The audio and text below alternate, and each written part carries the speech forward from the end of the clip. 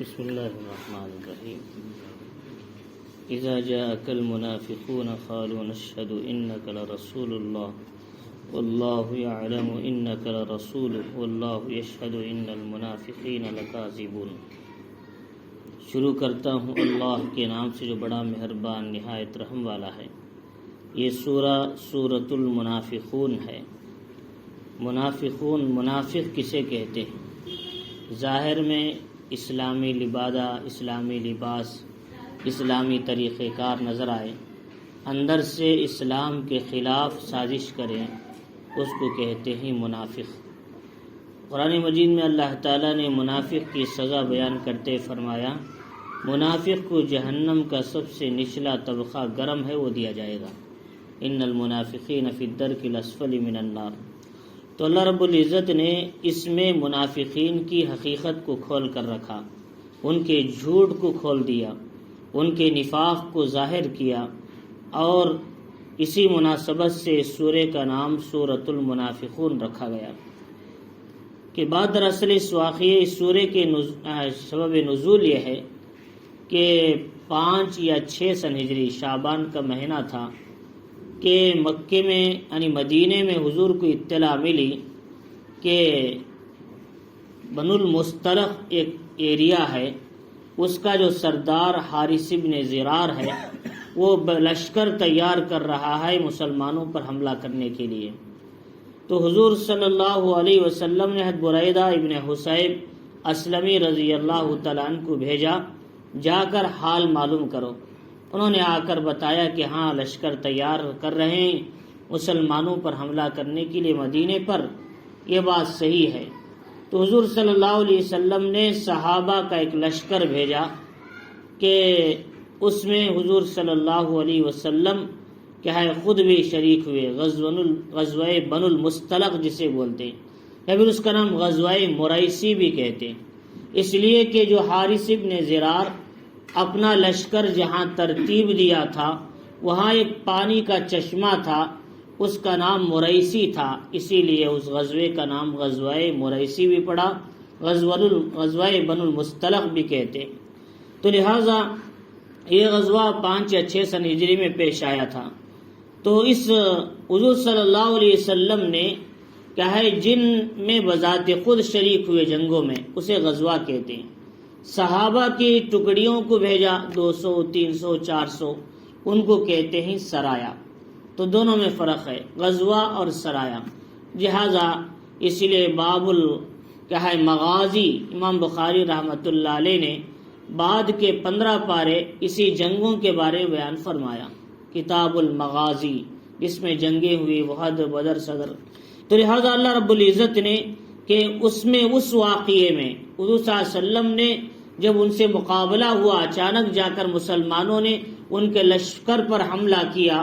تو ایسی تیز تیروں کے ساتھ وہ لشکر کو تاب نہ لا سکے مسلمانوں کے، وہ سارے کے سارے لوگ چھوڑ کر لشکر بھاگنے لگے میدان، اور مسلمان اس میں کامیاب ہو گئے۔ تقریباً 2000 اونٹ، 5000 بکریاں، 200 گھرانے مسلمانوں کے قیدی بن کر آئے، اس میں بڑا مال و غنیمت ملا مسلمانوں کو۔ انہی آنے والوں میں کیا ہے وہاں کی جو سردار تھا حارث بن زرار، ان کی بیٹی حضرت جویریہ بھی تھی قیدی میں۔ تو آپ نے حضرت ثابت ابن قیس ابن شماس کو آپ نے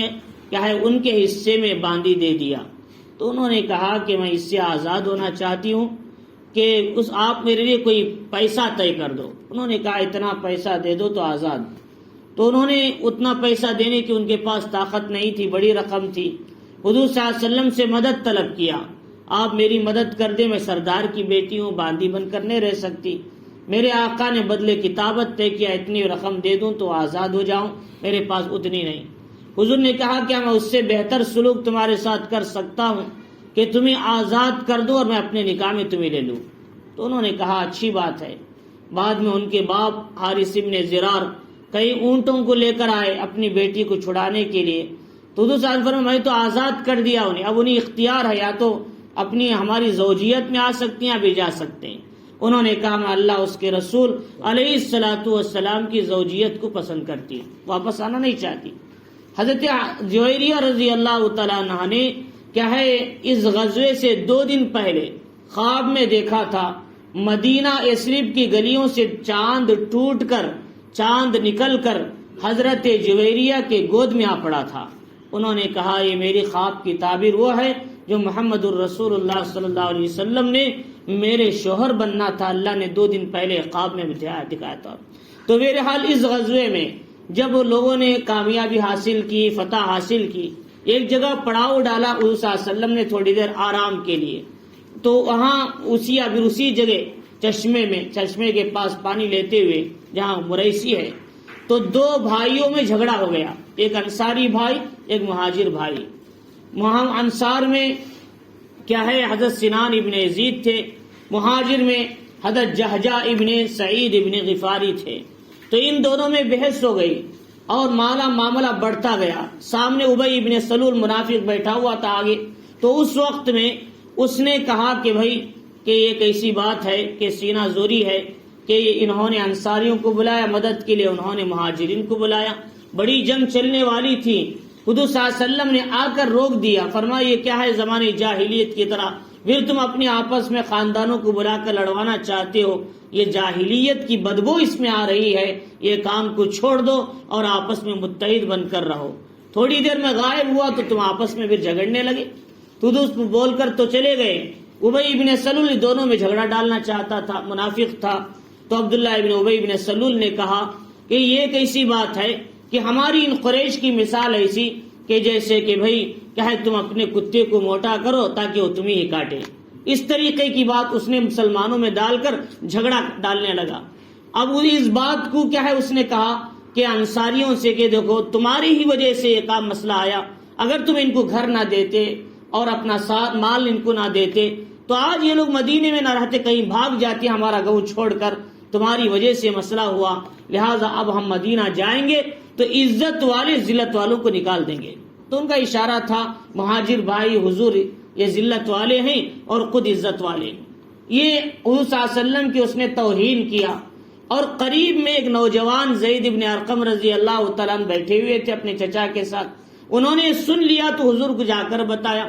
حضور نے کہا کہ یہ نوجوان بچہ شاید جوش میں آ کر کچھ بول رہا ہو، فرمایا نہیں اللہ کے رسول میں سچ بول رہا ہوں، میں کبھی جھوٹ نہیں بولتا، میں نے کانوں سے سنا ہے۔ تو حضور صلی اللہ علیہ وسلم نے کہا ایسی بات ہے؟ تو حضرت عمر نے کہا اللہ کے نبی اجازت دے میں اس کی گردن اڑا دوں۔ حضور نے کہا کہ اے عمر دیکھو ابی ابن سلول اگرچہ کہ منافق ہے، ہمارے ساتھ جنگ میں آیا ہوا ہے، لیکن لوگ یہ کہیں گے کہ حضور اپنے ہی ساتھیوں کو قتل کرتے ہیں، اسلام کی بے عزتی ہوگی، لہٰذا ایسا کچھ اجازت نہیں ہے، نہ تم مار سکتے ہو کوئی اور مار سکتا ہے۔ اسی موقع سے کہ اللہ تعالیٰ نے حضور صلی اللہ علیہ وسلم پر ان آیتوں کو نازل کیا اور کہا زید ابن ارقم جو کہتے ہیں وہ سچ ہے، اور یہ منافق جو بولتا ہے میں نے نہیں بولا، جھوٹی قسم کھا کر کہتا۔ اللہ کے نبی نے پوچھا اے ابی کیا تو نے ایسا کہا؟ اس نے کہا اللہ کی قسم میں نے ایسی بات کوئی نہیں کہی۔ اللہ نے آیتوں کو اتارا، آپ سفر میں تھے، اللہ کے نبی زید نے جو کہا وہ سچ ہے، اور یہ منافق جو بولتا ہے یہ جھوٹا ہے، اس کی بات کا اعتبار نہیں، اور آپ کیا ہے ایک صحابی پر یقین رکھو اور یہ جھوٹا ہے اس کی بات کو کیا ہے تسلیم مت کرو۔ چنانچہ اللہ نے اسی تعلق سے ان آیتوں کو نازل کیا، اذا جاءک المنافقون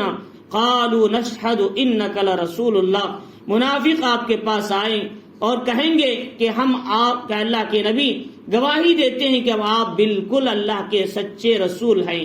لرسول اللہ، یقین آپ اللہ کے رسول ہیں۔ واللہ یعلم انک لرسول، اللہ کہتے ہیں اللہ تو جانتا ہے آپ اللہ کے رسول ہیں، ان کو گواہی دینے کی ضرورت کیا ہے، ان کو شک ہے خود۔ واللہ یشہد ان المنافقین لکاذبون، اللہ جانتا ہے، اللہ گواہی دیتا ہے کہ یہ منافق جھوٹے ہیں اپنی بات میں، ان کی بات کا اعتبار نہیں، تو ان کی پول کھول دیا۔ اتخذوا ایمانہم جنۃ فصدوا عن سبیل اللہ، اور ان لوگوں نے اپنی جھوٹی قسم کو ڈھال بنا لیا، جیسے جنگوں میں تیر لگنے سے حفاظت کے لیے ڈھال بنا لیتے ہیں، گول ہوتی ہیں، ہاتھ پکڑتے ہیں، اس طریقے سے انہوں نے اپنی آپ کو، اپنے خاندان کو، اپنے قبیلے کو کیا ہے قیدی بننے سے، ظلم سے روکنے کے لیے مسلمانوں کے سامنے انہوں نے اپنی جھوٹی قسموں کو ڈھال بنا لیا ہے۔ اتخذوا ایمانہم جنۃ فصدوا عن سبیل اللہ، پھر اللہ کے راستے سے لوگوں کو روکتے ہیں۔ انہم ساء ما کانوا یعملون، ان کا عمل بہت ہی برا ہے۔ محمد الرسول اللہ صلی اللہ علیہ وسلم نے فرمایا منافق کی علامت یہ ہے جب بولے گا تو جھوٹ بولے گا، اذا حدث کذب، اذا وعد اخلف، وعدہ کرے گا تو خلاف ورزی کرے گا، اذا اؤتمن خان، امانت رکھے جائے تو امانت میں خیانت کرے گا۔ یہ آیت المنافق ثلاثۃ، یہ منافق کی 3 علامتیں ہیں، لہذا یہ لوگ جھوٹ بولتے رہیں گے۔ ذالک بانہم آمنوا، اسی سبب سے انہوں نے ایمان لائے، پھر کفر کیا، اللہ تعالیٰ نے ان کے دلوں پر مہر لگا دیا، ایمان بھی اظہار کیا، اندر سے کفر بھی لاتے رہے اور کفر کا ساتھ دیے، اللہ نے ان کے دلوں پر مہر لگا دیا، یہ کبھی ہدایت سمجھ ہی نہیں سکتے، اسلام کو سمجھ ہی نہیں پاتے۔ فرمایا اللہ رب العزت نے وَإِذَا رَأَيْتَهُمْ تُعْجِبُكَ أَجْسَامُهُمْ، جب آپ ان کو دیکھیں گے ان کے جسم بالکل کیا ہے، لباس ایسے معلوم ہوں گے جیسے بہت بڑے علامہ ہیں، بڑے بہترین نفاست والے ہیں، لیکن جب وہ ان کی باتوں کو سنیں گے تو پھر ان کی باتیں ایسی ہوں گی، بڑی شرافت کی ہوں گی، بڑے نیک لوگوں کی طرح بات کریں گے، کأنہم خشب مسندہ، گویا کہ وہ ٹیک لینے والی لکڑی جو کھوکھلی ہے، اگر زور ڈالے تو ٹوٹ کر گر جائے، ایسے ان پر اسلام کی طرف سے کوئی بوجھ آ جائے، کوئی مسئلہ ہو جائے تو فوراً اسلام کو چھوڑ دیں، ان کا حال یہ ہے۔ اور ان جو بھی آواز اڑتی ہے اور وہ سمجھتے ہیں ہمارا خلاف کہیں آواز تو نہیں ہو رہی، ہم پر کوئی مصیبت تو نہیں آتی، یحسبون کل صیحۃ علیہم، اللہ کہتے ہیں ہم العدو، جھوٹے ہیں، فاحذرہم، آپ ان سے بچ کے رہو۔ اللہ تعالیٰ نے صاف واضح کر دیا، قاتلہم اللہ، اللہ ان کو غارت کریں، انا یوفکون، یہ لوگ کہاں جا رہے ہیں۔ اللہ تعالیٰ نے صاف کھول کر منافقین کی وضاحت کر دیا۔ اسی لیے حذیفہ ابن الیمان رضی اللہ تعالیٰ عنہ نے کے ہاتھ میں ایک پرچی رہتی تھی، حضور نے ان کو اپنا رازدار صحابی بنائے تھے، تو حضور صلی اللہ علیہ وسلم نے ان کو دے رکھا تھا کہ یہ منافق ہے، منافق ہے، منافق، تو حضرت عمر پوچھتے تھے کہیں میرا نام تو اس میں نہیں ہے، اتنا ڈرتے تھے حضرت عمر، اس لیے کہ منافق کا ہونا بہت بڑا اسلام کے لیے خطرہ ہے۔ آگے اللہ رب العزت نے بتایا وَإِذَا قِيلَ لَهُمْ تَعَالَوْا يَسْتَغْفِرْ لَكُمْ رَسُولُ اللَّهِ، پھر کیا ہوا، صحابہ اکرام نے دیکھا کہ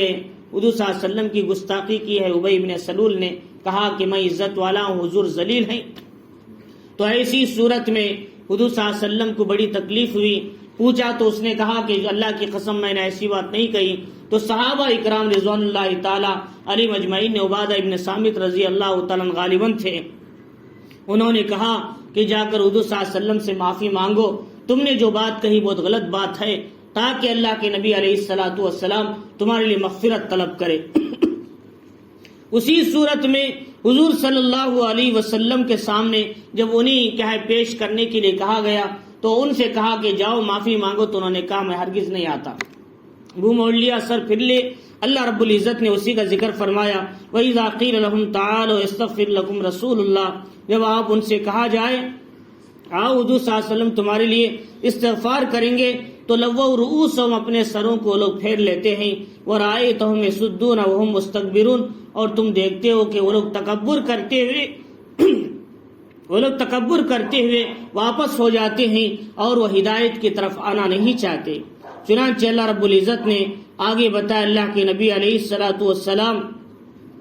آپ ان کے لیے استغفار کریں یا نہ کریں، ہرگز اللہ ان کو معاف نہیں کرے گا۔ ان اللہ لا یہدی القوم الفاسقین، اللہ تعالیٰ فاسق لوگوں کو ہدایت نہیں دیتا۔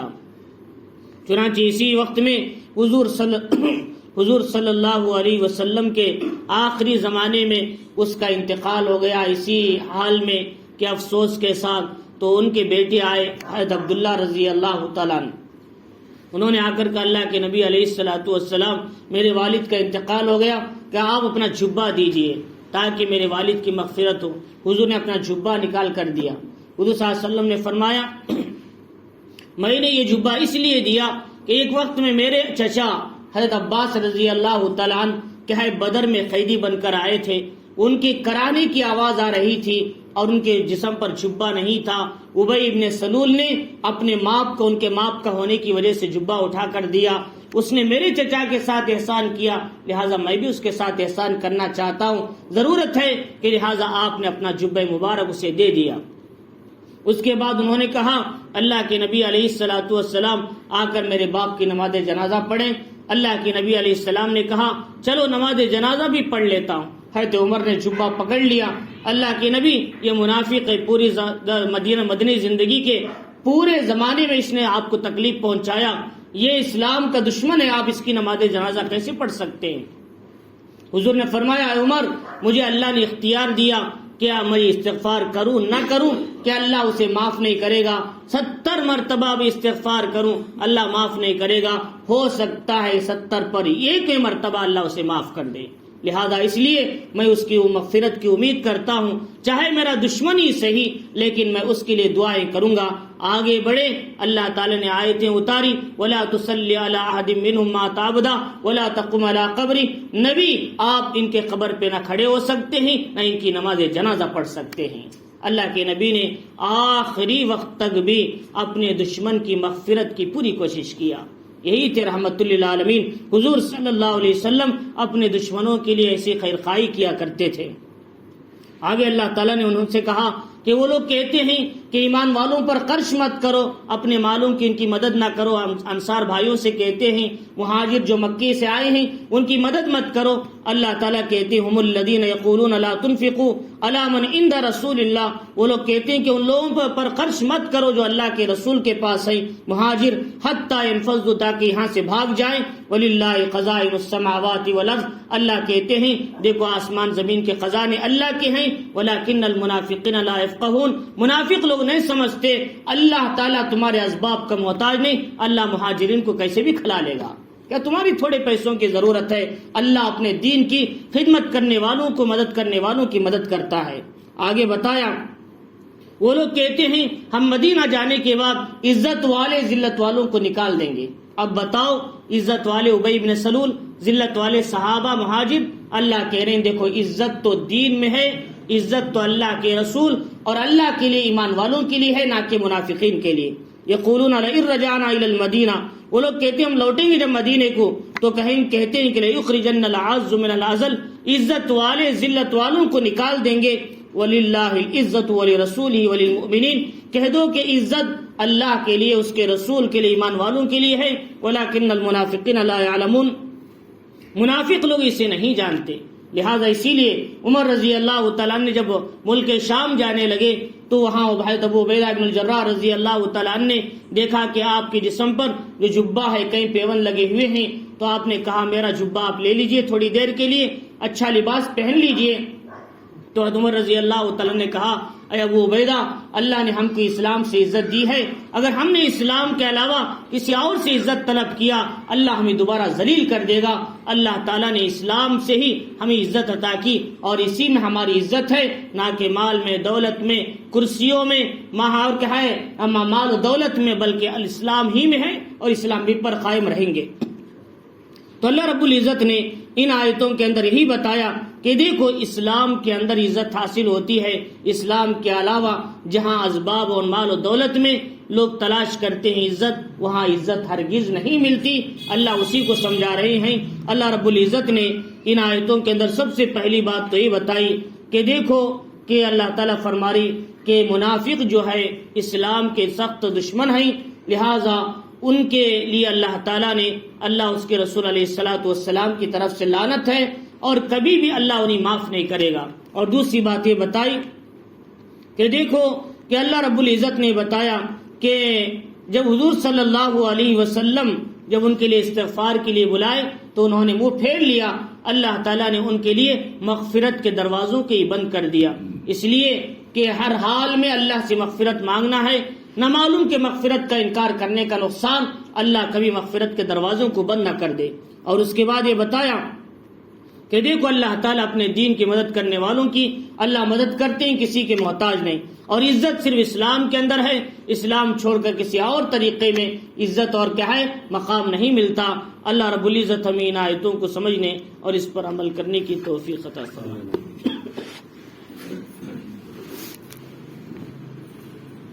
اللهم لك الحمد ولك الشكر يا الله، اللهم صل على سيدنا شفيعنا حبيبنا مولانا محمد وبارك وسلم۔ ربنا آتنا في الدنيا حسنة وفي الآخرة حسنة وقنا عذاب النار۔ مولا کریم ہمارے گناہوں کو معاف فرمائی، مولا ہمارے خطاؤں کو درگزر فرمائی، مولا ہمارے سیئات کو حسنات سے مبدل فرمائیے۔ مولا کریم ہم سب کو ایک اور نیک بنائیے، ہمیں اتحاد و اتفاق نصیب فرمائیے، دن کے اجالے رات کے اندھیرے جانے انجانے جو گناہ ہوئے معاف فرمائیے۔ مولا کریم حقیقی اسلام پر قائم رہنے کی توفیق عطا فرمائیے، کفر و نفاق سے حفاظت فرمائیے۔ مولا کریم اسلام کی دین کی مدد کرنا نصیب فرمائیے، اسلام میں عزت ہے اس کا یقین ہمیں نصیب فرمائیے، اسباب و دولتوں کے پیچھے بھاگنے سے ہم سب کی حفاظت فرمائیے، دین کی محنت کرنا نصیب فرمائیے۔ ہمارے سامنے جو اجتماع ہے مولا اسے بے حد قبول فرمائیے، اس میں کامیابی نصیب فرمائیے، اس کے لیے دامے درمے سب کو ساتھ دینے مدد کرنے کی توفیق عطا فرمائیے، مجمع زیادہ سے زیادہ جڑنے اور جمنے کی توفیق عطا فرمائیے، اسے ذریعہ بنا کر پورے عالم کی ہدایت کے فیصلے نصیب فرمائیے۔ مولا کریم جو بیمار ہیں شفا نصیب فرمائیے، جو مقروض ہیں قرض کی ادائیگی کی شکلیں صورتیں پیدا فرمائیے، جو بے روزگار ہیں حلال پاکیزہ روزی نصیب فرمائیے، ہمارے کاروبار تجارتوں میں خیر و برکت عطا فرمائیے، ملازمتوں میں سکون نصیب فرمائیے،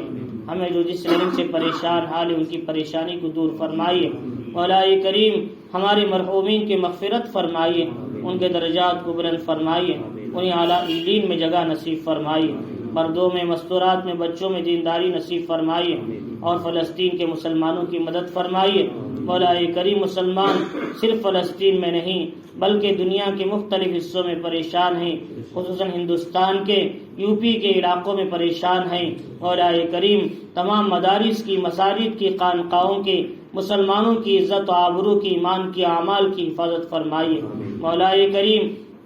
جو ظالم طاقتیں ہیں اگر انہیں حق میں ہدایت ہے تو ہدایت نصیب فرمائیے، ورنہ زمین سے نیست و نابود فرمائیے۔ مولا کریم ہم نے جو مانگا ہے وہ بھی عطا فرمائیے، جو مانگنے سے رہ گیا اپنے فضل و کرم سے شائن شان چاہے نصیب فرمائیے۔ ہماری اس دعا کو پیارے آقا محمد الرسول اللہ صلی اللہ علیہ وسلم صدقے طفیل قبول فرمائیے۔ جزا اللہ عنا محمدا نبی ما هو اہلہ صلی اللہ علیہ وسلم۔ سبحان ربک رب العزت عما یصفون وسلام علی المرسلین والحمد للہ رب العالمین۔